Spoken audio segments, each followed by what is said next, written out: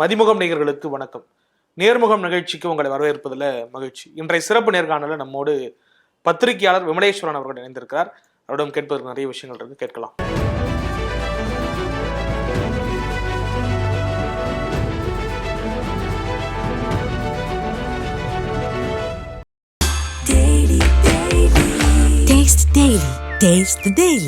டயா booster சுகரை control பண்ணும், உங்க ஆரோக்கியத்தை மீட்டு தரும். சர்க்கரையை கட்டுப்படுத்துறதுக்கான எளிமையான வழிமுறை, இயற்கையான வழிமுறை. அனைத்து மருந்து கடைகளிலும் கிடைக்கும். வணக்கம் சார்.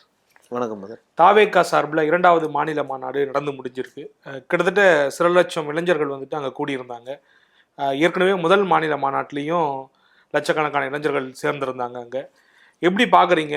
அவருடைய அரசியல் பயணத்தில் இந்த மாதிரியான நகர்வுகள்லாம் வந்துட்டு அவருக்கு ஒரு உத்வேகத்தை தர மாதிரி இருக்கா? எப்படி பார்க்குறீங்க? எல்லாருமே இந்த மாநாட்டை எதிர்பார்த்துட்டு தான் இருந்தாங்க. 21ஆம் தேதி மாநாடை. அதை கடைசியில் தான் தெரிஞ்சிச்சு அது மாநாடாகவே இல்லை அப்படின்றது கடைசியில் தான் தெரிஞ்சிச்சு. மாநாட்டினா என்ன நடக்கும்? எவ்வளோ நேரம் நடக்கும்? ஒரு சின்ன ஒரு லெட்டர் பேட் சங்கம், ஒரு அமைப்பு, கட்சி ஆரம்பிச்சிங்கன்னா கூட ஒரு மாநாடுனா ஒரு சில மணி நேரங்கள் நடக்கும். பொதுக்கூட்டங்களே சில மணி நேரம். மாநாடுன்றது ஒரு அரை நாள், ஒரு நாட்கள், 2 நாள் மாநாடு, 3 நாள் மாநாடுலாம் தமிழகத்தில் தொடர்ந்து நடைபெற்று கொண்டு இருக்கு. அப்படி இருக்கும்போது ஒரு காலையிலேருந்து முதல் நாளே ஆட்கள் வராங்க, எதிர்பார்த்து வராங்க. எல்லாருக்குமே பெரிய ஏமாற்றம். இதுக்கு பேர் மோசடி தான் வச்சுங்க. என்னவோ அறிவிக்க போறாரு, ஏதோ பெருசா சொல்ல போறாரு, யாரோ இன்ட்ரோடியூஸ் பண்ண போறாரு அப்படின்னு பார்த்தா ஒரு வாக் போறாரு. இந்த வாக் போயிட்டு வராரு. எல்லாருமே 8 நிமிஷம், 9 நிமிஷம், 10 நிமிஷம், 11 நிமிஷம் பேசுறாங்க. இவர் அதில் ஒரு 20, 22 நிமிஷம் பேசுறாரு. மாநாடுனா என்ன? ஒரு தீர்மானங்கள் நிறைவேற்றணும். இதுல ஒரு தீர்மானம்னா என்ன? முதல்ல அவங்க கொள்கைனா என்ன? அவர் என்ன சொல்ல வந்தார்? அவர் என்ன சொல்ல வந்தாருன்னே அவர் முடிவு பண்ணவே இல்லை. அதாவது தலைவர் விஜய் முடிவு பண்ணலை. அதாவது அவங்க தாய் தந்தையை கூட்டிகிட்டு மேடையில் உட்கார வச்சாங்க. சரி, அவங்க தந்தையவாது பேச வச்சிருந்தா அவர் எப்படி பேசியிருப்பாரு அப்படின்னு நம்மளால் யோசனை பண்ணால், அவரோட முந்தைய பேச்சுக்கள்லாம் எடுத்து பார்த்தீங்கன்னா நல்லா அரசியல் தெரிஞ்சவர், அரசியல்வாதிகளோட நெருங்கி பழகக்கூடியவர், அரசியல் சார்ந்த படங்கள் எடுத்தவர், பக்குவப்பட்டவர். மகனை எப்படி ப்ரமோட் பண்ணணும் அப்படின்ற ஒரு விதத்தையாவது ஒரு நல்லா ப்ரமோட் பண்ணியிருப்பார். ஒரு படத்துக்கு ஆடியோ ரிலீஸ்க்கு அந்த ஹீரோவை பற்றி, அந்த மியூசிக் டைரக்டரை பற்றி நல்லா பேசி அவங்கள ப்ரமோட் பண்ணக்கூடிய ஒரு ஆள் ஒரு மகனை எப்படி ப்ரமோட் பண்ணியிருப்பார்? அப்போது ஒரு தந்தையை கூட்டிகிட்டு ஒரு செட் ப்ராப்பர்ட்டி மாதிரி உட்கார வச்சுட்டீங்க. அவங்கள யூஸ் பண்ணவே இல்லை. அம்மாவுக்கு அரசியல் தெரியாது, மகனை பூரிப்பாக பார்த்துட்டு இருக்காங்க. நீங்கள் என்ன சொல்ல வந்தீங்க? இங்கே ரோடே இல்லைங்க. இங்கே ரோடே இருந்தது கிடையாது. இந்த நாட்டில் ரோடே இருந்ததில்லை. ஊரில் யாரோ ஒருத்தன் போராடுறான். போராடினது பிறகுமா அங்கே ஒருத்தன் கல்லை கொட்டி வைக்கிறான். அது பக்கம் 2 பக்கம் மரத்தை நடுறான். திரும்ப இன்னொருத்தன் போராடுறான். அது சரியான ரோடு அமைச்சு, சாலை குண்டும் குழியுமா இருக்குன்ட்டு அதில் ஒருத்தன் மண்ணு கொட்டுறான், அதில் ஒருத்தன் ரப்பீஸ் கொட்டுறான். அப்படி ஒவ்வொருத்தன் போராட்டம் பண்ணி கடைசியாக ஒரு ஆள் தார் ரோடு போட்டு ஒரு பைபாஸு ஃபாஸ்ட் ட்ராக் ரோடோட ரெடி பண்ணி வச்சோடனே, நீங்கள்லாம் ஓட்டக்கூடாது, நான் தான் போய் கார் ஓட்டுவேன், புது காரை வாங்கிட்டு நான் தான் ரோல்ஸ் ரைஸ் காரை ஓட்டுவேன்னா நீ என்ன போராட்டத்தை முன்னெடுத்துருக்கீங்க? ஒரு உதாரணத்துக்கு யாரை பற்றி நம்ம உதாரணத்தை சொல்லணும்னா, இன்றைக்கு நீங்கள் அவர் மேடையில் சொன்னார், அது முதல்வரை அப்படி பேசுனது ஏற்றுக்கொள்ள முடியல, அது அரசியல் கட்சி தலைவராக. இப்போ இவர் ஒரு படத்தோட ரிலீஸ்க்கு, ஆடியோ ரிலீஸ்க்கு வந்தார், ஒரு படத்தோட ப்ரிவியூ ஷோக்கு வந்தார், இல்லை முதல்வர் கூப்பிட்டாரு.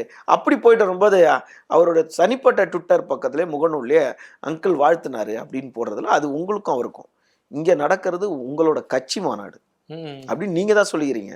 இது ஒரு ஈவெண்ட் மேனேஜ்மெண்ட் நடத்தின ஒரு ஸ்டார் நைட் மாதிரி தான் அது. அது கூட மரியாதையா வெளிச்ச மாதிரி தெரியலையா? அது நக்கலா நையாண்டி, அது நக்கல். அவர் நிறைய பேர் அந்த நக்கல் டான்ஸ்னு ஒன்று விஜய் ஆடுவார் தெரியுமா? ஆடிக்கிட்டே வரும்போது ஒரு மாதிரி நக்கல் டான்ஸ் ஆடுவார் நிறையா. அதே மாதிரி இது ஒரு நக்கல் பேச்சு தானா? அவருக்கு யாரோ ஒருத்தர் தான் பேசினாங்க. அதாவது அவர் ஏற்கனவே அமைச்சர் தான் சொல்லியிருந்தாருன்னு நினைக்கிறேன். இந்த மாதிரி பள்ளிக்கல்வித்துறை அமைச்சர் தான் சொல்லியிருந்தார். அவர் முதல் மாநாட்டில் என் கூடல இருக்கவங்கெல்லாம் யாருமே இந்த மாதிரி சின்ன விடலை பசங்க யாரும் சொல்லிடக்கூடாதுன்னு ஒரு வார்த்தையை சொன்னார். கடைசியில் இப்போ அவங்கெல்லாம் மெச்சூர்ட் ஆகிட்டாங்க, அவர் தான் அப்படி ஆயிட்டாருன்ற மாதிரி அதுக்கு உதாரணமாக தான் அமைஞ்சிச்சு அவருடைய பேச்சும். அப்போது ஒரு நாட்டோட ஒரு முதலமைச்சரை அவரை எப்படி பேசணும் இல்லையா? ஒரு ஊழல் ஆதாரத்தை, ஊழல் பண்றீங்களே நியாயமா அப்படின்னா ஏதாவது ஒரு ஊழல் அங்கே மக்களுக்கு புரியுற மாதிரி ஏதாவது ஒன்று சொல்லணும். உன்னைய பார்க்கறதுக்கு பாவம் வெறித்தனமா குழந்தைகளெல்லாம் கூட்டிட்டு வந்து, குழந்தைகளை கூட கூட்டிட்டு, ஏன் குழந்தைகளை கூட்டிட்டு வராங்க? குழந்தைங்களுக்கு விஜய் என்ன தெரியும்? கை குழந்தைங்களுக்கு என்னன்னா, அந்த குழந்தைங்களை வீட்டில் விட்டுட்டு ஆள் இல்லாம தான் அதை கூட்டிகிட்டும் ஒரு ஆர்வமாக தூக்கிட்டு அதை மிஸ் பண்ணக்கூடாதுன்னு வராங்க இந்த மாநாட்டை பார்க்கணுன்ட்டு. அப்போ அவங்க எல்லா வகையிலையுமே அவங்க வந்து அவங்க சிரமத்துக்கு உள்ளானாங்க. முதல்ல வந்து மாநாடு எத்தனை மணிக்கு ஆரம்பிக்குது அப்படின்னு ஒரு தீர்மானம் ஒரு முடிவு இருந்துச்சு. ஆனால் கடைசியில் அங்கே ப்ரோக்ராம் நடந்தது என்னன்னா, இல்லை சீக்கிரமாக ஆரம்பித்து சீக்கிரமாக முடிச்சிடலாம் அப்படின்னாங்க. முதல் மாநாட்டு பந்தலில் ஒன்று கவர்டு மாநாட்டு பந்தலாக ஒன்று இருந்திருக்கலாம். இப்போ நீங்கள் எவ்வளோ கட்சி திமுக அதிமுகலாம் கவர்டு மாநாடு பந்தல். அன்று மழை பெய்ந்திருந்தா என்ன ஆயிருக்கும்? மழை பெய்திருந்தா அன்னைக்கு என்ன ஆயிருக்கும்? அன்னைக்கு மழை வந்து பேஞ்சிச்சு ஒரு சில இடத்துல. ஆனால் அங்கே மழை பெய்ந்தா என்ன ஆயிருக்கும்? வந்தவர்கள் எல்லாருமே பல சிரமத்துக்கு ஆளாக இருப்பாங்க. ரெண்டாவது, அந்த அதுக்கு முன்னாடி நாள் ஒரு நிகழ்வு நடந்துச்சு. ஒரு காரு வந்து சேதமாச்சு. சரி, அதை விட்டுருங்க. அடுத்து வந்து ஒருத்தங்க வந்து ஒரு பேனர் வைக்க போய் ஒரு உயிரிழப்பு நடந்துச்சு. அப்போது உங்களோட நீங்கள் என்ன சொல்லியிருக்கணும்? வந்து மேடையில் ஆரம்பிச்சோன்னா ஒரு தம்பி இறந்துட்டாரு, அவர் பேரை ரெகக்னைஸ் பண்ணியிருந்தீங்கன்னா கூட அவங்க குடும்பத்தின் சார்பில் ஐயோ விஜய் நம்மளோட இறந்து போன நம்ம பையன் பேரையாவது சொன்னானேன்ட்டு ஒரு சின்ன ஒரு இது இருந்திருக்கும், இரங்கல் தெரிவிச்சிருக்கணும். அல்ல அதுக்கப்புறமாவது ஒரு இரங்கல் அறிக்கையாவது வெளியிட்டாரா? எதுவுமே அதை பற்றி சொல்லவே இல்லை. அப்போ அது மாநாடே கிடையாது. நீ என்ன சொல்ல வந்த? அதாவது நான் இப்படி கல் போட்டுக்கிட்டே இருந்தேன்னா என்னை யாருக்கும் தெரியவே தெரியாது. பெரிய லக்ஸரி கார் போகும்போது ஒரு கல்லை தூக்கி போட்டேன்னு வச்சுங்க, அப்போ எல்லாரும் என்னை திரும்பி பார்ப்பாங்கல்ல. அப்போ உன்னோட எதிரி நீ வந்து டார்கெட் யாரை பண்ற? முதல்வரை டார்கெட் பண்ணா எல்லாருமே உன்னை பார்த்துருவாங்களே. இது டார்கெட் பண்றது தான். அப்போ டார்கெட் பண்றதுக்கு அட்லீஸ்ட் உங்ககிட்ட ஊழல் ஆதாரமே கிடையாது, உங்ககிட்ட இருக்கவங்களாம் சரக்கே இல்லாதவங்க. சரக்கு இல்லாதவர் தானே புசி, உங்ககிட்ட இல்லாதவங்க சரக்கு இல்லாதவங்க. அப்படின்னா நீங்க ஒரு அமைப்புகள் எவ்வளோ ஊழலுக்கு எதிரான அமைப்புகள், ஏன் அறப்போர் இயக்கம் இருக்குங்க. அவங்க தொடர்ச்சியா திமுக எதிராக பேசிக்கிட்டு இருக்காங்க. நீ திமுக எதிராக இல்ல, அவங்க எப்போதுமே அரசுக்கு எதிராக ஊழலுக்கு எதிரான போராட்டம், ஊழலுக்கு எதிரான போராட்டம். ஆமா, யாரு அதிகாரத்துல இருக்காங்களோ அவங்க அங்க ஊழல் நடைபெறும் போது அவங்களோட குரல் ஜாஸ்தியா இருக்கும். அப்போது தனித்தனியா இருந்த அமைப்பு வந்து இன்னைக்கு வலுப்பட்டுருச்சு அறப்போர் இயக்கம். அப்ப நீ ஒரு அறப்போர் இயக்கத்தை போன்றவர்கிட்ட இந்த மாதிரி ஊழல் இருக்கா அப்படின்னு அதை வாங்கி அதை எக்ஸ்போஸ் பண்ணியிருக்கணும். அதையும் கிடையாது. இல்ல நீங்க இதுக்கு முன்னாடி ஏதாவது போராட்டம் ஆர்ப்பாட்டம் ஏதாவது பண்ணியிருக்கீங்களா? எதுவுமே கிடையாது. அதாவது நான் அமெரிக்கா மாப்பிள்ளை வில்லன்லாம் கிடையாது, டைரக்டா ஹீரோ அப்படின்னா டைரக்டா முதல்வர். அப்புறம் குறுகிய காலத்துல இப்போ நம்பி வந்தவங்க என்ன? சரி, இவங்க ரெண்டாவது தலைவருக்கு மேல புசி கொள்கை பரப்பு செயலாளர், கூடுதல் கொள்கை பரப்பு இணை கொள்கை பரப்பு செயலாளர், அப்புறம் பொதுச் செயலாளர், தேர்தல் வகுப்பாளர், அங்க ஒரு துணை பொதுச் செயலாளர் இருக்காங்க. சரி, இவங்க தான் இருக்காங்க. இவங்களுக்கு அப்புறம் என்ன யாரு? அப்போ யாராவது அரசியல் கட்சியில பழுத்த அரசியல்வாதிகள், நேர்மையா இருக்கிறவங்க, புறக்கணிக்கப்பட்டவர்கள், அவர்கள் எல்லா கட்சியிலுமே இருக்கிறாங்க, எல்லா கட்சியிலும் இருக்காங்க. அவங்களெல்லாம் கொண்டு வருவாரு, அவங்கள அறிமுகப்படுத்துவாரு, அவங்களாம் இதுல சேர்ந்து வருவாங்க. இல்ல உன் திறமை தான் இருக்கு, உனக்கு திறமை பயங்கரமான திறமை, உங்க பொதுச் செயலாளருக்கு யாரோ ஒருத்தரை டீமை செட் பண்ணி ஒரு ஒரு 2 எம்எல்ஏவை திமுகல இருந்து விலைக்கு வாங்கிட்டாங்களா? புரிஞ்சா? இல்லை அதிமுகல இருந்து வாங்க முடிச்சு இல்லை, அப்படியாவது கொண்டு வந்து திடீர்னு மேடையில் நிப்பாட்டுவார் தலைவர், இப்படிலாம் எதிர்பார்த்து போனாங்க. அவர் எதையுமே பேசலை. ஓகே, அதாவது 2ஆம் கட்ட தலைவர்களே அங்கே இல்லாத சூழல்ல அனுபவசாலிகளை கூட்டு வந்தா கொஞ்சம் உதவியா இருக்கும் அப்படிங்கிற மாதிரி. தேர்தல் வியூகம்னா என்ன? தமிழ்நாட்டில் நீங்க ஒரு ஊர், நான் ஒரு ஊரா இருப்பேன். இப்போ கன்னியாகுமரி எடுத்துங்க. கன்னியாகுமரியில் ஒரு சமூகம் இருக்கும், சிவகங்கையில் அந்த சமூகம் இருக்காது, கோயம்புத்தூர்ல அந்த சமூகம் இருக்காது, ராமநாதபுரத்தில் அந்த சமூகம் இருக்காது, திருநெல்வேலியில் இருக்க சமூகம் கன்னியாகுமரியில் இருக்காது, தூத்துக்குடியில் இருக்காது. இப்படி இருக்கும்போது மீனவர்களை பத்தி எங்க பேசுறது? திருப்பூர்ல போய் பேசினா மீனவர்களை பத்தி புரியுமா? பனை தொழிலாளர்களை பத்தி இங்க வந்து பேசினா புரியுமா? அப்போ அங்கங்க ஒரு சமூகம் இருக்கு, அந்த சமூகத்துக்கு ஒரு தேவைகள் இருக்குங்க. அப்ப அந்த தேவைகள் அவன் ஒரு எதிர்பார்ப்பு இருக்கு. ஒரு மாவட்டத்துலன்னா ஒரு 4 தொகுதி இருக்கு. ஒரு தொகுதினா ஒரு 2 லட்சத்துல இருந்து 2.25 லட்சம் வாக்குகள் இருக்காங்க. ஒரு மாவட்டத்துல 6 தொகுதி இருக்கு, ஒரு மாவட்டத்துல 4 தொகுதி இருக்கு. இப்போ புதுக்கோட்டைனா 6 தொகுதி சட்டமன்ற தொகுதி இருக்கு. விராலிமலை, கந்தர்வக்கோட்டை, ஆலங்குடி, அறந்தாங்கி, திருமயம், புதுக்கோட்டைன்னு 6 சட்டமன்ற தொகுதி இருக்கு. இப்போ சிவகங்கையிலனா ஒரு 4 சட்டமன்ற தொகுதி இருக்கு. இப்ப இந்த தொகுதியில இங்க என்ன இருக்கு, இந்த தொகுதியில என்ன இருக்கு, இந்த தொகுதியில எது குறையா இருக்கு, இங்க மருத்துவமனை, இந்த தொகுதியில இந்த மருத்துவமனை இல்லையா, இந்த தொகுதியில இந்த தொழிலாளருக்கு அதிகமா இருக்காங்களா, இங்க தென்னை இது இருக்கா, இங்க வந்து ஜல்லிக்கட்டு மாடு வளர்க்குறாங்களா, இந்த ஊர்ல என்ன இருக்கு, இந்த ஊர மீன் ஏற்றுமதி இருக்கா, இல்ல திருப்பூர் கோயம்புத்தூர்ல அங்க ஏற்றுமதியை பத்தி இது இருக்கா, இதெல்லாம் உங்களுக்கு யார் தெரியும்? நீங்க தான் 6 மணிக்கு மேல வெளியே வர்றது இல்லை. அப்போ உங்களுக்கு இதெல்லாம் சொல்லக்கூடியதுக்கு யார் இருக்கணும்? தமிழ்நாட்டு வரைபடம் தெரிந்த நபர்கள் உங்க கூட இருக்கணும்.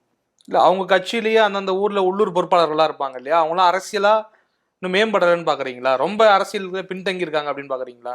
விஜய் அவர்களோட அதாவது ரசிகர் மன்றத்துல இருந்த ரசிகர்கள் தமிழ்நாடு முழுவதும் இருக்காங்க. நீங்க கூட இருக்கலாம், நான் கூட இருக்கலாம், தப்பே கிடையாது. உங்க வீட்டுல இருக்கலாம், எங்க வீட்டுல இருக்கலாம், தப்பே கிடையாது. ரசிகர்கள் வந்த கூட்டம். இந்த ரசிகர்களை தொண்டர்களா மாற்றக்கூடிய வித்தையை யார் வச்சிருப்பாங்க? இந்த ரசிகர்களை தொண்டர்களா மாற்றக்கூடியவங்க யார் பண்ணுவாங்க?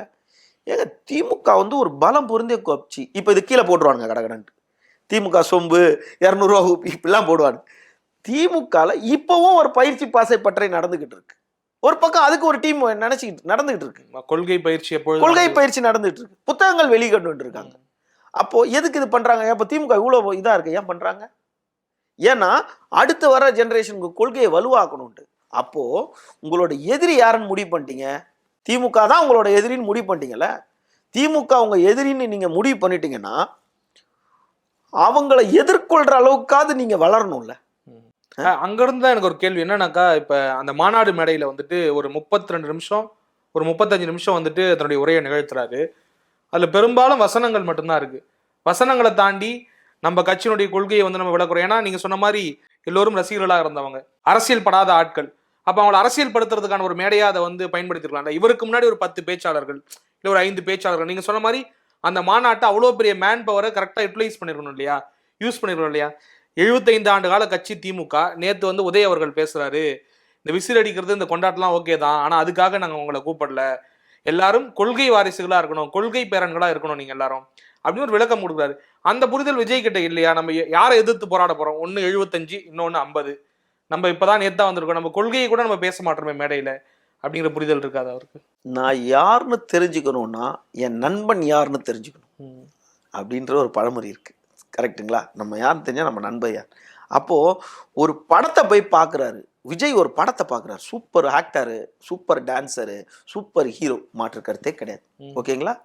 அப்போ விஜய் போயிட்டு ஒரு கேமரா டெக்னீஷியன் பார்க்குறாரு, ஒரு ஹீரோ டைரக்டர், வேல்யூ டைரக்டர் பார்க்குறாரு, ஒரு மியூசிக் டைரக்டர் பார்க்குறாரு, டான்ஸ் மாஸ்டர், ஒரு கோரியோகிராஃபர், ஃபைட் மாஸ்டர், அதுக்கு தகுந்த லொக்கேஷன், எல்லாத்துக்கும் மேலே ஹீரோயின் நல்லா பார்க்குறாரு. ஓகேங்களா? ஏன் உப்மா டைரக்டர் படத்தில் நடிக்க வேண்டியதானே? உப்மா டைரக்டர்னு சினிமாவில் ஒரு குரூப் இருக்காங்கன்னு சொல்லியிருக்காங்க, நான் பார்த்ததில்ல. அந்த மாதிரி டைரக்டர் படத்துலேயே நடிக்க வேண்டியதானே? அப்போ அந்த மாதிரி படத்தில் ஏன் நடிக்கலைன்னா, உன்னை சுற்றி டீம் நல்ல டீமாக இருக்கும்போது நல்ல படம் வருதுன்றது ஒரு குழந்தைக்கு கூட தெரியுது. ஏன் இவ்வளோ ஸ்கூல் இருக்கும்போது நல்ல ஸ்கூல், அந்த ஸ்கூலில் அங்கே நல்ல எஜுகேஷன் சொல்லி இருக்கு அப்படின்லாம் எவ்வளோ இருக்கு. ஆனால் அதே மாதிரி உங்கள் கட்சியில் தூண்கள் ஒரு மாவட்டத்திற்கு, ஒரு மாவட்டம் எப்போ 39 மாவட்டமா, 39 மாவட்டத்துக்கு மாவட்டத்திற்கு ஒருத்தர் நல்ல பேர், பரிச்சயமான பேரை ஒருத்தரை சொல்லுங்க. கிடையாது. பொதுச் செயலாளர் யாரு? பாண்டிச்சேரி ஸ்டேட்ல இருக்கக்கூடியவர். அங்க 13,000 வாக்கு இருந்து 2011 காலகட்டத்தில் 2006 or 2011 இருந்த ஒரு எம்எல்ஏனா நீங்க இங்க சென்னையில் இருக்க, தமிழகத்தில் இருக்க எம்எல்ஏ 2.25 லட்சம் ஓட்டு, 2.25 லட்சம் ஓட்டுலாம் நினைச்சுக்காதீங்க. அது மொத்தமே 16. அதுல ஒரு 6,000-7,000 ஓட்டு ஏதோ ரங்கசாமி தேவையில்ல ஜெயிச்சாரு. அவரை கொண்டு வந்து தமிழ்நாடு வரைபடம் தெரியுமா? புசி ஆனந்துக்கு தமிழ்நாடு வரைபடம் தெரியுமா? அப்போ எனக்கு அப்புறம் இருக்க அவங்க ஆள் யாரா இருக்கணும்? ஒரு இப்போ நீங்க பாக்குறீங்க அரசியலுக்கு பொதுச் செயலாளர், அந்த எந்த கட்சியா இருந்தாலும் ஒரு பொதுச் செயலாளர்னு அந்த பொதுச் செயலாளரோட வேல்யூ என்ன அப்படின்னா, உடனடியா அதாவது ஒருத்தரை அமைப்புல இருந்து நீக்கணும், கட்சியில இருந்து ஒருத்தரை சேர்க்கணும்.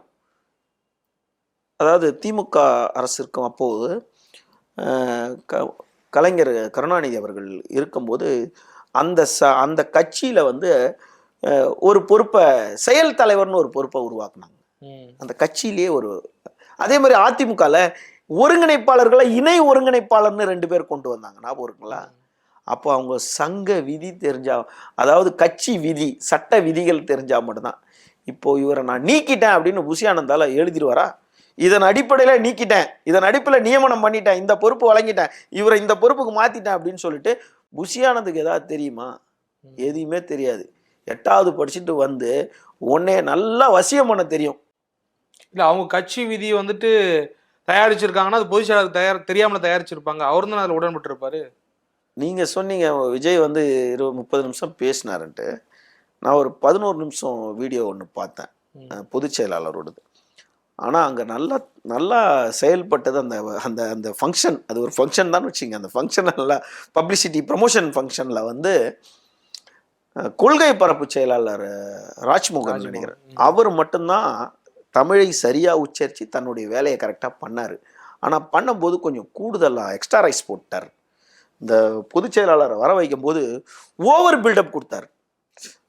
தலைவரோட எண்ணங்களை இது சரி பண்ணுறவர், அதை பண்ணுறவர், இது பண்ணுறவர், இது பண்ண இப்படிலாம் பண்ணார். அவர்னால தான் இந்த மாநாடே நடந்திருக்கு. இந்த மாநாட்டுக்கு 2 மாசமாக உழைச்சவர், தூக்கம் இல்லாமல் உழைச்சவர்னு இவர் ரொம்ப பில்டப் பண்ணி கொண்டு வந்து நிப்பாட்டினோன்னே சரி ஏதாவது வாயை திறக்க போகிறாங்க, நல்லா பேச போகிறாருன்னு பார்த்தா வணக்கத்தில் ஆரம்பித்து கடைசி நன்றி வரைக்கும் எழுத்து கூட்டி தான் படித்தார். எல்லாமே தப்பு.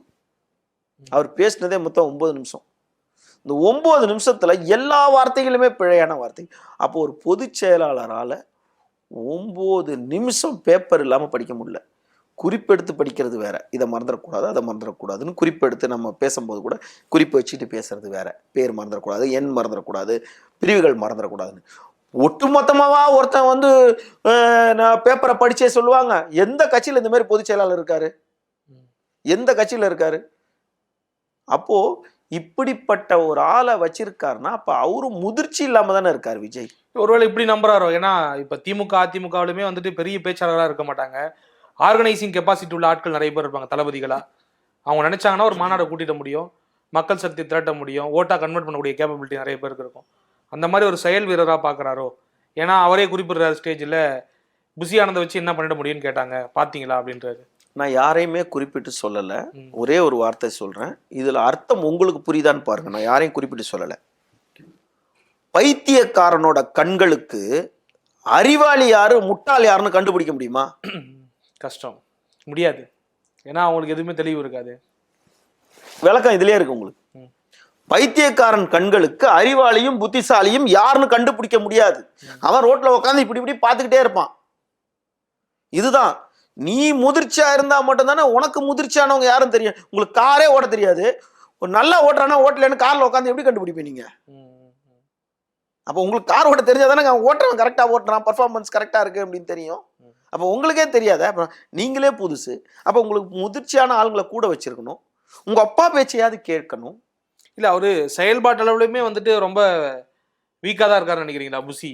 ஏன்னா ஒரு மாநாடுலாம் அவர் தலைமையில் தான் நடக்குதுன்றாங்க, ஒருங்கிணைப்பு அதெல்லாம். இப்போ நம்மளே ஒரு விஷயம் இப்போ தேர்தல் டைமில் நம்மளே வந்து ஒரு சர்வேக்கு போகிறோம் அப்படின்னா தமிழ்நாட்டில் எந்தெந்த ஊர் இருக்கு, எந்தெந்த தொகுதி இருக்கு, எந்தெந்த தொகுதியில் பஸ் ஸ்டாண்ட் எத்தனை இருக்கு, அந்த தொகுதியோட வாக்காளர் என்ன, ஆண்கள் எத்தனை, பெண்கள் எத்தனை, திருநங்கைகள், மாற்று பாலினத்தவர்கள் எத்தனை பேர், இந்த ஊர்ல என்ன விவசாயம் இருக்கு, இந்த ஊர்ல 2 முனை போட்டியா 3 முனை போட்டியா, இந்த ஊர்ல எத்தனை கேண்டிடேட் இருக்காங்க, இந்த ஊர்ல என்ன சமூகம் இருக்கு, இந்த வடக்கு ஒன்றியத்தோட பெல்ட் யாரு, இந்த கிழக்கு தெற்கு ஒன்றியத்தோட பெல்ட் யாரு, மேற்கு ஒன்றியத்தோட கிழக்கு பெல்ட் யாரு, இது இந்த ஒன்றிய செயலாளர் என்ன கம்யூனிட்டி, அவரோட இனம் எவ்வளவு பேர் இருக்காங்க, இந்த காலங்க எவ்வளவு பேர் இருக்காங்க, இதெல்லாம் தெரிஞ்சாதாங்க தேர்தல் வியூகமே பண்ண முடியும்.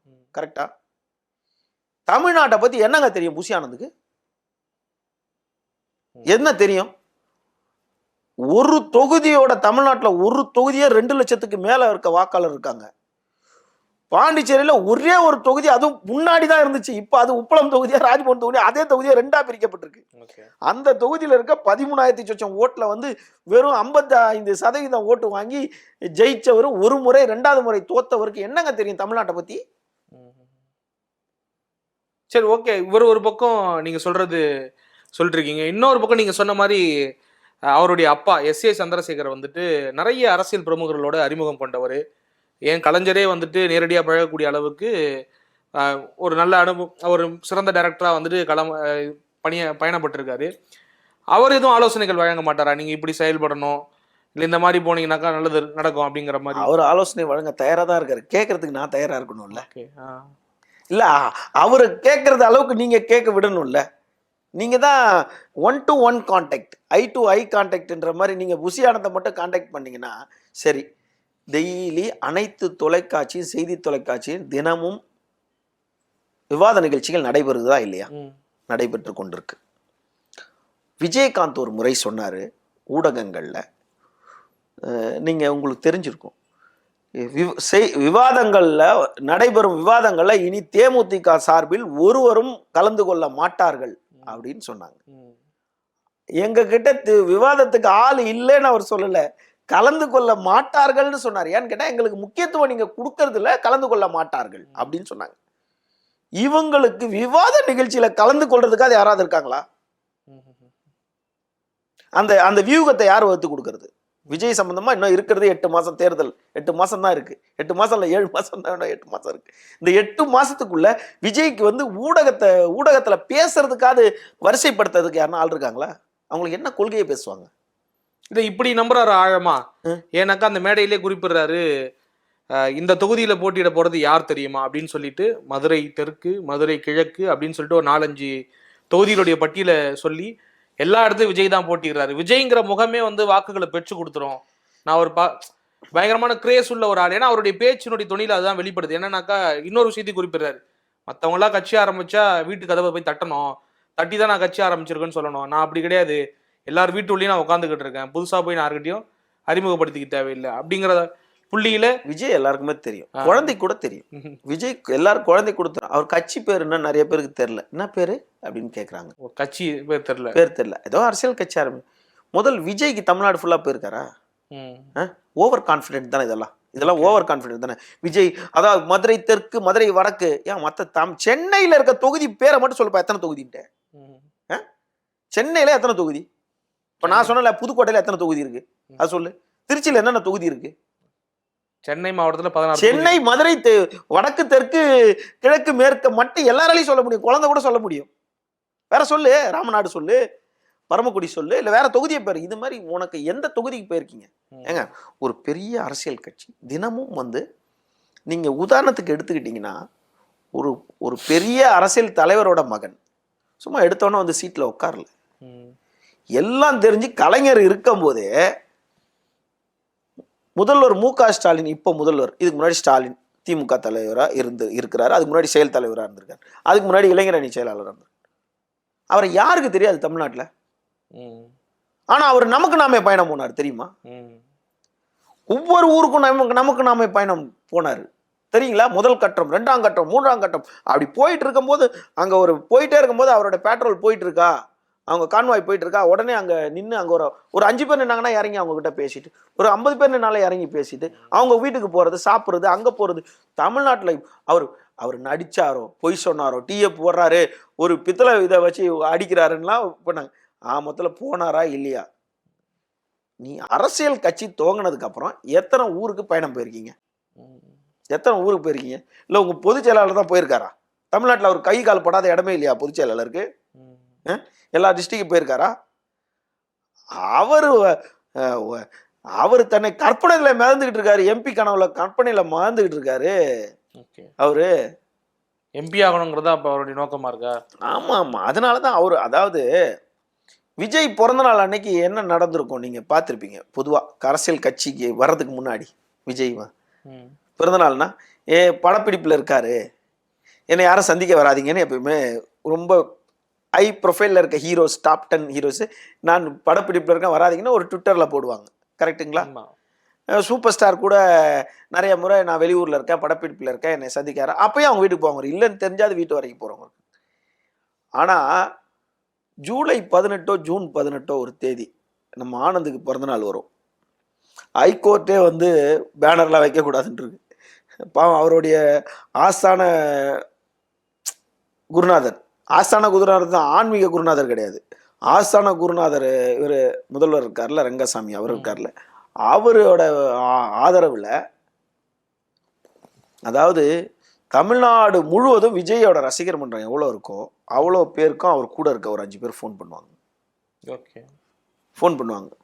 இந்த வாட்டி அண்ணனோட தலைவர் பிறந்தநாள் வருது, தமிழ்நாடே பாண்டிச்சேரியே கதி கலங்கணும். அண்ணன் யாரு? யார் அண்ணன்? புசி ஆனந்த். அவர் தலைவர், விஜய் வந்து தலைவர், இவர் அண்ணன். அண்ணனோட பிறந்த நாளுக்கு பாண்டிச்சேரியே களை கட்டணும்பா அப்படின்னு தமிழ்நாட்டில் இருக்க எல்லா மாவட்டத்திலையும் சொல்லிடுவாங்க. அவங்க தான் அந்த 5 பேர் தான் போஸ்டர் அடிச்சு விட்டாங்க. அந்த 5 பேர் 10 பேர் என்ன பண்ணுவாங்க, 10 பேர் கிட்ட இருக்காங்க. 5 பேர்ல 10 பேர் கொண்ட குழு, அதான் அந்த ஒரு படத்துல கூட பார்ப்போம், அதுக்கெல்லாம் 10 பேர் கொண்ட குழு இருக்குன்ற மாதிரி அவன் என்ன பண்ணுவான், தமிழ்நாட்டில் இருக்க எல்லாருமே வந்து புசிக்கு இப்போ புசிக்கு வந்து கமுதியில் இருக்கவர், ராமநாதபுரத்தில் இருக்கவர், தேவக்கோட்டையில் இருக்கவர், புதுக்கோட்டையில் இருக்கவர் தெரியுமா எனக்கு தெரியுதா? அப்போ புசி பார்க்கணுன்னா எப்படி, புசியோட கண்ணில் படணும்னா எப்படி? அதாவது பாண்டிச்சேரியில் மறைமலை அடிகள் சாலைன்னு ஒன்று இருக்கு. மறைமலை அடிகள் சாலைன்னு ஒன்று, அந்த இடத்துல இருந்து அந்த புசி ஸ்ட்ரீட்டு, சின்ன பொண்ணு புசி ஸ்ட்ரீட் ஏதோ ஒரு பேர், அந்த புசி ஸ்ட்ரீட்டில் தான் ஒரு வீடு இருக்கு. அந்த சின்ன பொண்ணு ஏதோ ஒரு ஸ்ட்ரீட் வரும். அந்த மறைமலை அடிகள் சாலையில் துவங்கி அங்கே கரெக்டாக எம்ஜிஆர் சிலை இருக்கும். அந்த எம்ஜிஆர் சிலை ஸ்டார்ட் பண்ணுவாங்க பேனர் வைக்கிறதுக்கு. அங்கேருந்து பேனர் பார்த்தீங்கன்னா அவர் என்னன்னு கேட்டால் ஃபர்ஸ்ட் அண்ணன் ஃபோட்டோ. ஆனால் இந்த பிறந்த நாளுக்கு வந்து தலைவர் ஃபோட்டோ சின்னதாக இருக்கும், அண்ணன் ஃபோட்டோ பெருசாக இருக்கும். அவரோட எடுபிடிகள் ஃபோட்டோ 10 பேர் இருக்கும். பாவம் இந்த ஏமாந்த தொண்டர்கள் ஃபோட்டோ இருக்குங்களா, ரசிகர்கள் ஃபோட்டோ. அவர் மாவட்ட ரீதியாக எல்லாம் சின்ன சின்ன எத்தனை ஃபோட்டோ வேணால் போட்டுக்குங்க, போட்டு அவன் டிசைன் பண்ணி மடிச்சே கொண்டு வந்துடுவான் ஒருவர்த்தன். இல்லை டிசைன் பண்ணி கொண்டு வந்து அந்த ரோட்லேருந்து 2 பக்கமும் அவர் வீட்டு வரைக்கும் வச்சிருவானுங்க. வச்சுட்டு காற்று கடப்பானுங்க. இந்த ஜூலை 18 தான் சரியான நினைவாக சரியாக இருந்துச்சுன்னா காற்று கடப்பானுங்க. எப்பயுமே பிறந்த நாள் அன்றைக்கி என்ன பண்ணுவாங்க, அப்பா அம்மா கிட்ட ஆசீர்வாதம் வாங்கணும், இல்லை தலைவர்கிட்ட ஆசீர்வாதம் வாங்கணும். நம்ம திமுகவில் அழகாக பார்க்குறோம், அதிமுகவில் பார்க்குறோம், புரட்சித் தலைவி அம்மா இருக்கும்போது இந்த பக்கம் கலைஞர் இருக்கும் போதுலேருந்து பார்த்துக்கிட்டு இப்போ திருமாவளவன் மற்ற கட்சியிலேருந்து எல்லா கட்சியும். ஆனால் புசி மட்டும் என்ன பண்ணுவார் கேட்டால் தலைவர்கிட்ட போக மாட்டார். அவருடைய ரங்கசாமி அவர் இருக்கார்ல, அவர்கிட்ட போய் ஆசீர்வாதம் வாங்கிட்டு, ரங்கசாமி ஐயாவோட ஒரு ஆன்மீக ஒரு குரு ஒருத்தர் இருந்தார். அங்கே கோயில் ஒன்று இருக்குது, அதான் அப்பா பைத்தியம் சுவாமிகள் ஆலயம்னு சொல்லிட்டு இருக்கு. அங்கே தான் தினமும் அவர் பூஜை பண்ணிட்டு தினமும் மதிய சாப்பாடு அங்கே தான் அவரே வந்து உணவு பரிமாறுவார். யார்? முதல்வர் அவரே வந்து ரங்கசாமியாவை பரிமாறுவார். இவர் அங்கே போயிட்டு இங்கே வந்து சாப்பிட்டுட்டு இவர் எங்கேயோ வெளியூரில் இருக்காங்கன்னு வீட்டுக்குள்ளே இருக்காருன்னு நினச்சிப்பாங்க. இவர் 12 மணிக்கு என்ன பண்ணுவார், அவ்வளோ பேர் காற்று கிடப்பானுங்க. அப்போ காலையில் சாப்பிடாம பேனர் ஓட்டிட்டு வெளியூர்லேருந்து ஒரு சட்டை பேண்டை மடிச்சுட்டு எடுத்துகிட்டு அவன் கிளம்பி வந்துடுவானுங்களே, காருக்கு எடுத்து கடன் வாங்கி பஸ்ஸில் கிஸ்ஸில் வந்து பேனர் வச்சுருவாங்கல்ல. இவருக்காக காத்திருக்கும் போது இவர் வீட்டுக்குள்ளே இருக்காருன்னு காத்துக்கிட்டு இருப்பாங்க. இவர் அந்த ரோட்லேருந்து அப்படியே 2 பக்கம் என்ட்ரி கொடுத்துக்கிட்டே வருவார். இவர் வீட்டில் இருக்காருன்னு நினைப்பாங்க. என்ட்ரி கொடுத்துக்கிட்டே வருவார். 2 பேனரை ஒரு பேனராக பார்க்குறாரு. ஓ எந்தெந்த அண்ணன் கண்ணில் பட்டுட்டாரு, அவ்வளோதான் அண்ணன் பார்த்துட்டாரு, இனிமேட்டு அவனுங்களுக்கு மாவட்ட லெவலில் போஸ்டிங் ஆகிடும். அப்படியே பார்த்துக்கிட்டே போய் யாரையும் நிற்க மாட்டார். நேராக வீட்டுக்கு போயிட்டு முன்னாள் முதல்வர் போய்ஸ் கார்டன்லேருந்து இப்படி கை காட்டுவாங்கல்ல மேலேருந்து, அந்த மாதிரி இவரோட போர்ட்டிகோ லேபில் போயிருப்பார். அப்படின்னு மேலே நிற்பார், அப்படி நின்று காட்டுவார். மாலை தானே பிறந்த நாளுக்கு போட வருவாங்க. இப்போ இந்த பசங்களை என்ன பண்ணுவானுங்க, எல்லா மாலையும் கட்டி அந்த மலர் வளையம் மாதிரி வளைச்சிருவானுங்க. வளைச்சிட்டு இப்படி தூக்கி பிடிப்பானுங்க. அவர் அங்கே உள்ளே இருந்து இப்படி கை காட்டுவார். அப்போ அதுக்குள்ளே 12 மணிக்குள்ளே இவனுங்களுக்குலாம் ஐயோ கை நடுக்கம் வந்துடும், காலையிலேயும் சாப்பிடாம. அப்போ என்ன பண்ணுவாங்க, பிரியாணி போட்டுருவார். அப்போ என்ன பண்ணணும், பக்கத்தில் கடை கிடையாது, ஆனந்த் ஒயின்ஸ் தான் இருக்குது, இவரோட ஒயின் ஷாப் இருக்குது. அங்கே தான் போய் சரக்கை வாங்கணும். சரக்கை வாங்கிட்டு அங்கே இருக்க பாரில் தான் சரக்கை போடணும். சரக்கை போட்டு வந்தவொடனே என்ன பண்ணுவார், அங்கே ஒரு இடத்த செட் பண்ணி இல்லை எங்கேயா ஒரு கல்யாண மண்டபத்தை எடுத்து அங்கே பிரியாணி போடலாம்ல, 4 ரோடும் சந்திக்கிற இடத்துல பந்தல் போட்டுருவார். அங்கே வந்து பிரியாணி கொடுப்பார். அப்போ 4 ரோடு வண்டிகளும் ஸ்தம்பிக்கும்ல, ஸ்தம்பிக்கிறது கிடையாது, பிரியாணி போட்டார் அப்படின்னு. இதில் நீங்கள் போன வருஷம் வந்த செய்தியை பார்த்தீங்கன்னா, முதல்வர் ரங்கசாமி அவர் வாகனமே போக்குவரத்து நெரிசலில் சிக்கிச்சு அப்படின்னு ஒரு செய்தி இருக்கும். நீங்கள் பாருங்க, முன்னணி ஊடகங்கள்லாம் வந்திருக்கு. இந்த மாதிரி ஒரு பப்ளிசிட்டி. இப்போ யாரோட ரசிகதை அடத்தேங்காவை எடுத்து வழிப்பிள்ளையாருக்கு உடைச்ச கதையான ஒரு கதை இருக்குல்ல. இப்போ யாரோட ரசிகர்களை யாருக்கு நீ பயன்படுத்துற துச்சமா மீறி, இவர் புஷி ஆனந்த மீறி யாராவது விஜயை பாத்திர முடியுமா? இவர் கட்சி ஆரம்பிச்சிருக்கிறதே வந்துட்டு விஜய் அவர்கள் முதல்வர் ஆகிறதுக்கா இல்லை ஒரு பாண்டிச்சேரி எம்பி ஆகிறதுக்கா? எதுக்காக கட்சி? பாண்டிச்சேரி எம்பி ஆகிறது தான் ஒரு முக்கிய நோக்கம். இதுல வேடிக்கை பார்த்தீங்கன்னா, எளிமையா புஷி ஆனந்தை யார் சந்திக்க முடியும்னா,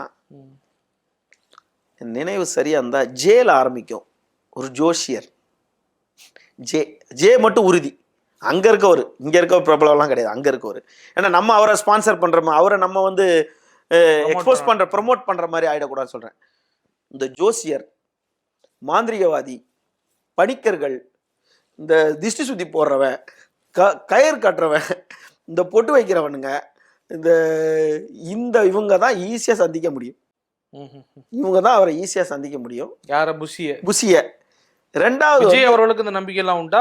அவர்கிட்ட இருந்து இவர் கடத்துறாரு? இல்ல, அவருக்கு அந்த நம்பிக்கை கிடையாது. அவர் வந்து ஆரம்பத்துல இருந்து பாத்தீங்கன்னா, அவர் தந்தை வந்து ராமேஸ்வரம் தங்கச்சி மடமும் அக்கா மடத்தை சேர்ந்த நபர். அவங்களுடைய பூர்வீகம், அவங்க பூர்வீகம்.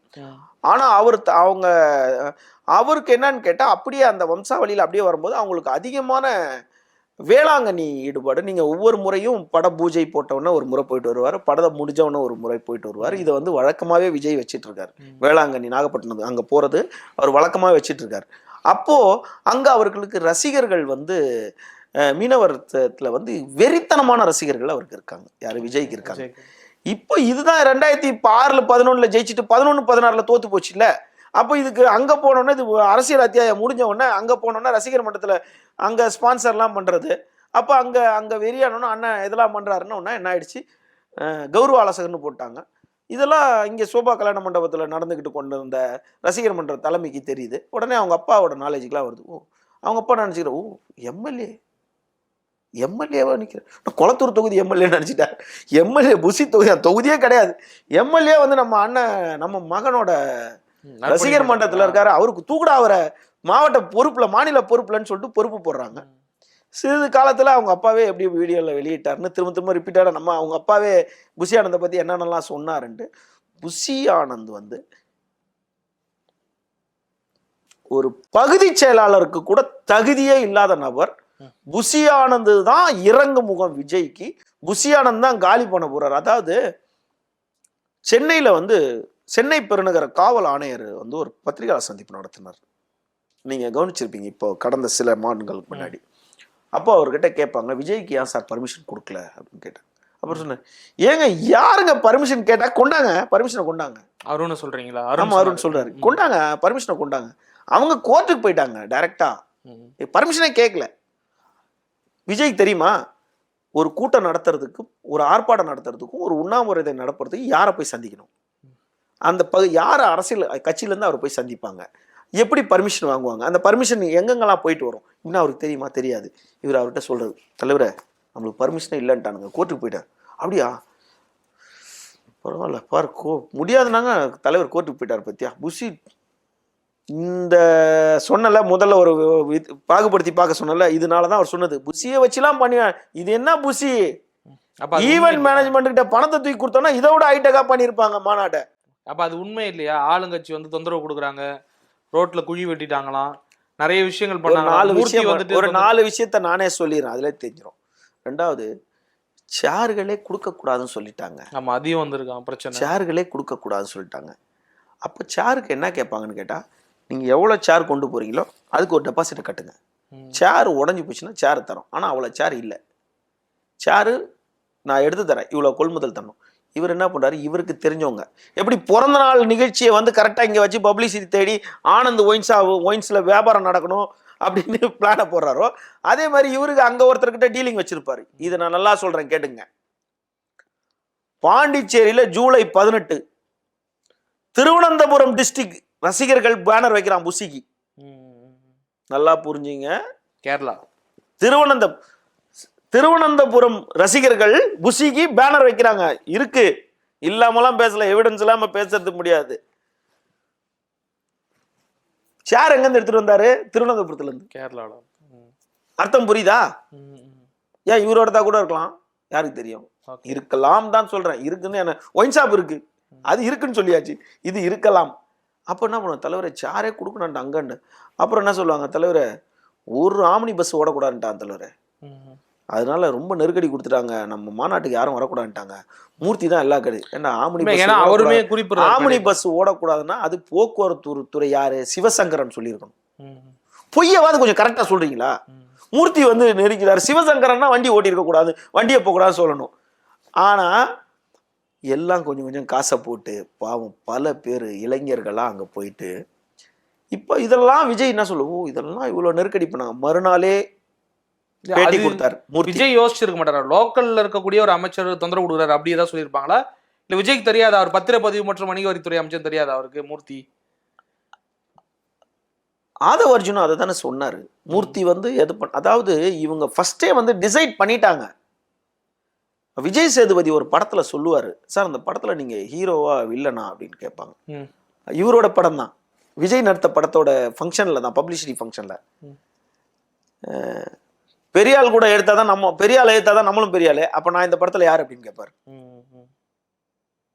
நான் வில்லன் தான் அப்படின்னுவார் விஜய் படத்துல. கரெக்டுங்களா? அந்த மாதிரி இவரை எதிர்த்துட்டான், ஆளுங்கட்சியை எதிர்த்தரலாம் அப்படின்னு. எதிர்க்கிறதுக்கு ஒரு முகாந்திரம் வேணும். இங்க யார் பட்னியா இருக்கிறாங்க? டெய்லி பட்னியா தமிழ்நாட்டுல யார் சாவுறாங்க? பட்னியா தானே சாவுறாங்களா? ரெண்டாவது இன்னொரு விஷயம், எல்லா கவர்மெண்ட் ஸ்கூல்லயும் இப்ப இங்கிலீஷ் மீடியம் இருக்குங்க. கரெக்டா? தமிழ்நாட்டுல தான் பெண்கள் வந்து இலவசமா பயணம் செய்யறாங்க. ஏறின உடனே டிக்கெட்டை கீழ்ச்சி கொடுத்துருவாங்க.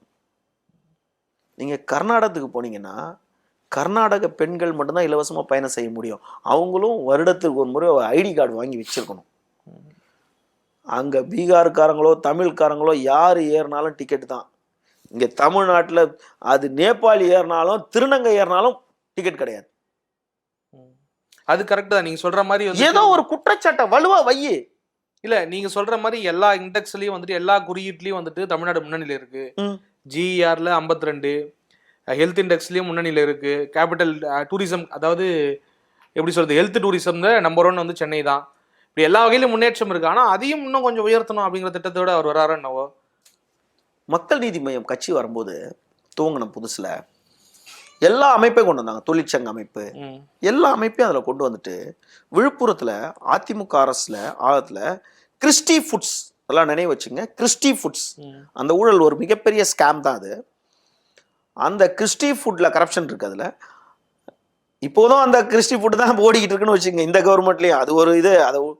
ஆனா முட்டை ஊழலை பத்தி மக்கள் நீதி மையத்தினோட நிர்வாகிகள் வந்து விழுப்புரத்துல ஆர்ப்பாட்டம் பண்ணி வழக்கு பதிவு செய்யப்பட்டது.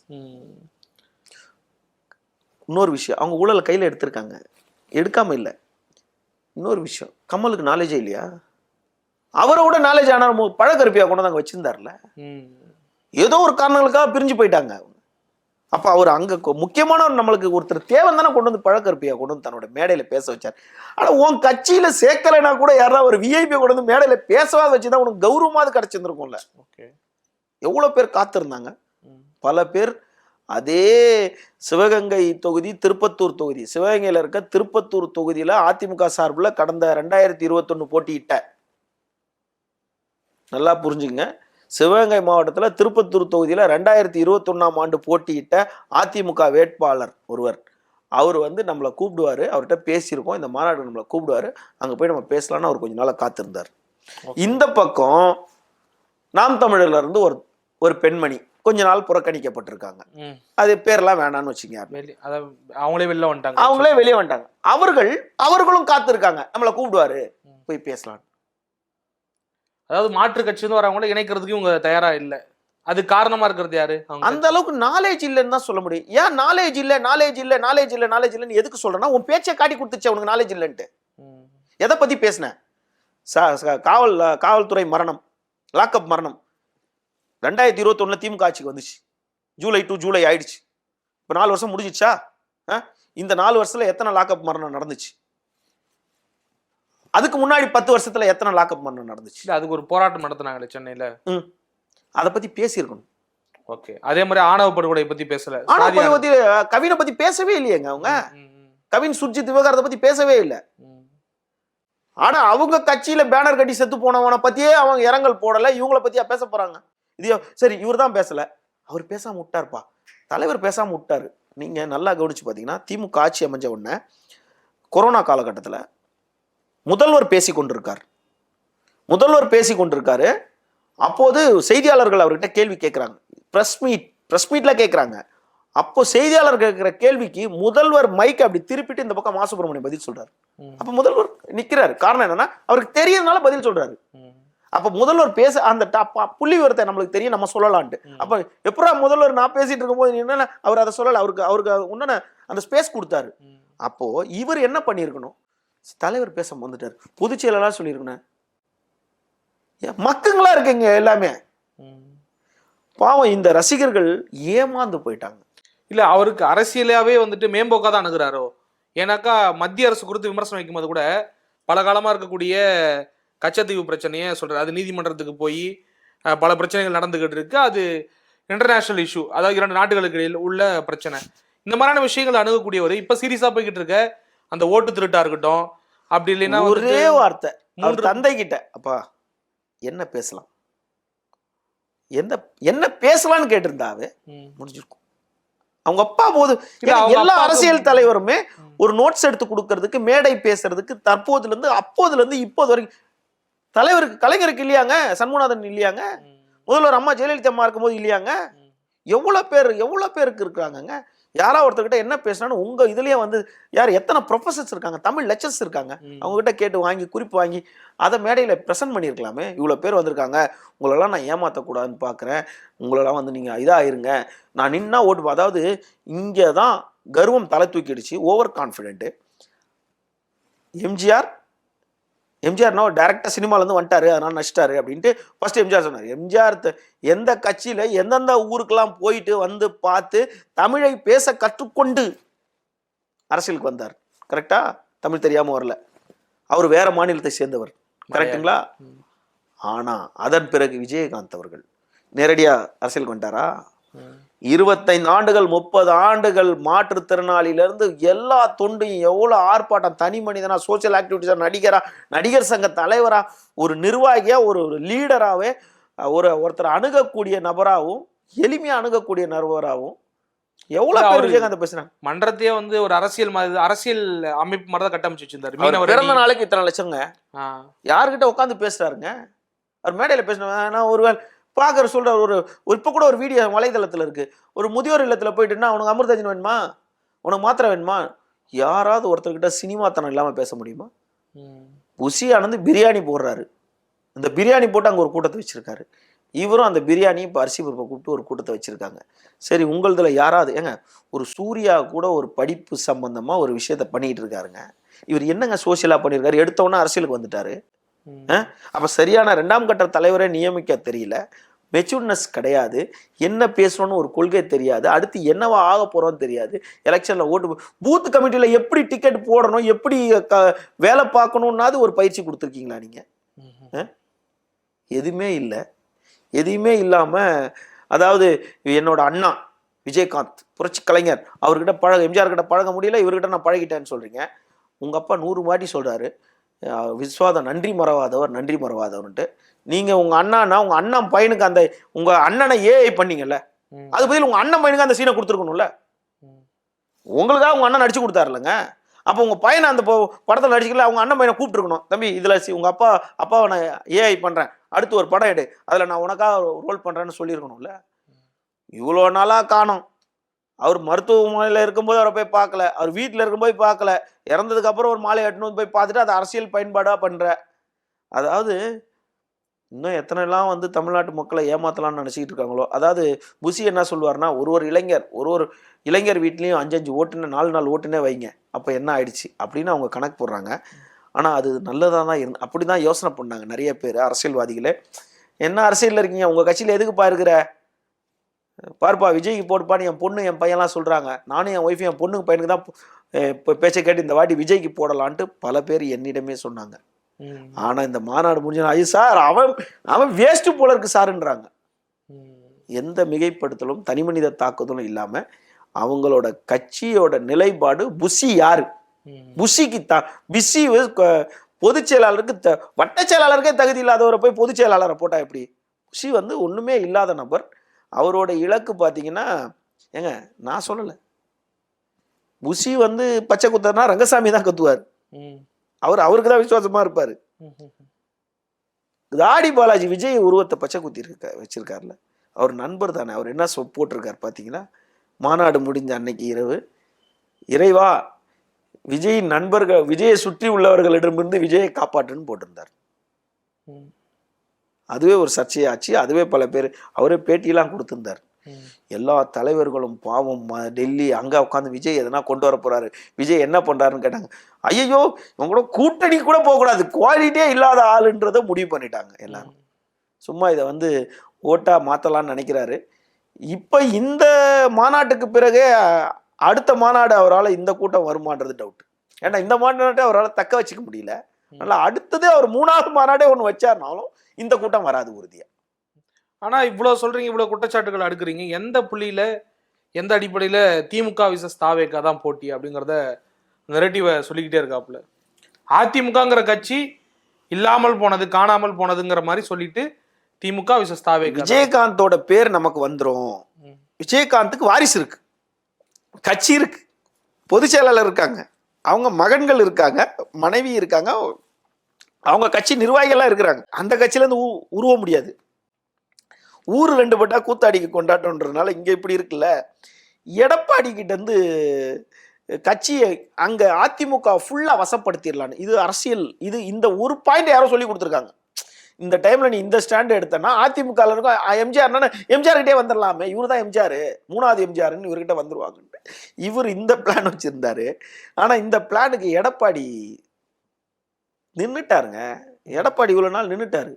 நம்ம என்ன சொன்னோம், என்னங்க இவங்க வேலைக்காரங்க எப்படி முதல்வர் ஆகலாம் அப்படின்னு சசிகலாவை நம்ம சொன்னோம். கரெக்டுங்களா? சசிகலா தான் எல்லாத்துக்கும் காரணம் அப்படின்னு நம்ம சொன்னோம்.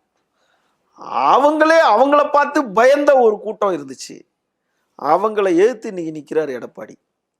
இந்த பக்கம் திமுக, இந்த பக்கம் பாஜக, இந்த பக்கம் ஓபிஎஸ், இந்த பக்கம் தொண்டர்கள், இவ்வளத்தையும் எதிர்த்து இன்னைக்கு நின்றுகிட்டு இருக்க எடப்பாடி கட்சியை எப்படி இந்த தொண்டர்களை விஜய் கிட்ட போய் விட்டுருவாங்களா? இந்த கூட்டத்தை யூஸ் பண்ணிக்க தெரியல. இது ஈவெண்ட் மேனேஜ்மெண்ட் பண்ணியிருக்கோம். இதுக்கு புஷி ஆனந்த் தேவை கிடையாது. இது ஒரு ஈவெண்ட் மேனேஜ்மெண்ட்டே பண்ணியிருக்கோம். இன்னும் அவர் விஜய் நல்லா அரசியலை படிக்கணும், தமிழ்நாட்டு அரசியலை படிக்கணும். முதல்ல அவர் கூட இருக்க 2ஆம் கட்ட தலைவர்களுக்கெல்லாம் எங்கேயாவது ஒரு இடத்துல பயிற்சி கொடுக்கணும். மேடை பேச்சுக்காவது பயிற்சி கொடுக்கணும். நிறைய விஷயங்கள் பேசிட்டோம். கடைசியாக ஒரு கேள்வி என்னன்னாக்கா, விஜய் அவர்களுடைய எதிர்காலம் இப்போ நீங்கள் கணிக்கும் போது என்னவா இருக்கும் 2026? அது ஒன்று. 2வது, இவரை நம்பி யாராவது கூட்டணிக்கு போவாங்களா? நான் தான் விஜய் மத்திய மதுரை விஜய், கிழக்கு மதுரை விஜய், இந்த சினிமா ஸ்டைலை விட்டுட்டு முதிர்ச்சி பெற்ற அரசியல்வாதிகளோட கலந்து ஆலோசிச்சு முதல்ல புஷி ஆனந்த கழட்டி விட்டா மட்டும்தான் விஜயோட எதிர்காலமே அரசியல்ல. இல்லாட்டி சீக்கிரம் முடிஞ்சிடும். அதற்கு நடுவில் விஜய் 20% வாக்கு இருக்குன்னு எல்லாருமே பேசினாங்க. அந்த மாநாட்டு அன்று முதல் நாள் நல்ல பெரிய அரசியல் ஞானம் உள்ளவங்கலாம் கூட இல்ல 12 இல்ல 18 20 கிட்ட நெருக்கி வந்துருச்சுன்னாங்க. வாயை திறந்த உடனே மொத்தமா உடஞ்சிருச்சு. இப்போ உன்னோட எதிரிகள் வலுவாயிட்டாங்க. நீ எதிரியை தேடிட்ட. திமுக எத்தனை வருஷம் ஆட்சியில் இல்லைனாலும் கட்சி உடையாத அளவுக்கு கட்சி, அதாவது ஒரு நல்ல முதல்வர்னு அவர் சொல்லிக்கிட்டாலும் அவரை விமர்சனம் பண்றாங்க. ஆனா அவர் நல்ல தலைவர் இல்லைன்னு யாராலையும் சொல்ல முடியாது. கரெக்டுங்களா? எப்பொழுதுமே உயிர்ப்பான தொண்டர்களை வச்சிருக்கக்கூடிய உயிர்ப்பான தொண்டர்கள். அப்படிப்பட்ட திமுகவை எதிர்க்கிற இவ்வளோ பெரிய பிரச்சனைக்கு அப்புறம் சின்னம் போய் எல்லா இழுவைக்கு நடுவுல எடப்பாடி நின்றுகிட்டு இருக்காரு. எடப்பாடியை பின் சீட்டுக்கு தள்ளிட்டு நீ அங்க 2ஆ நிக்கலாம். அப்புறம் எங்களோட இலக்கு 26 32ன்னு கொண்டு வருவேன். அட்லீஸ்ட் நீ 32க்குள்ளேயாவது மெச்சூர்ட் ஆகும். நிறைய தகவல் பகிர்ந்துட்டீங்க. நன்றி. மீண்டும் ஒரு நல்ல ஆளுமையோடு உங்களை சந்திக்கும் வரை விடைபெறுகிறேன்.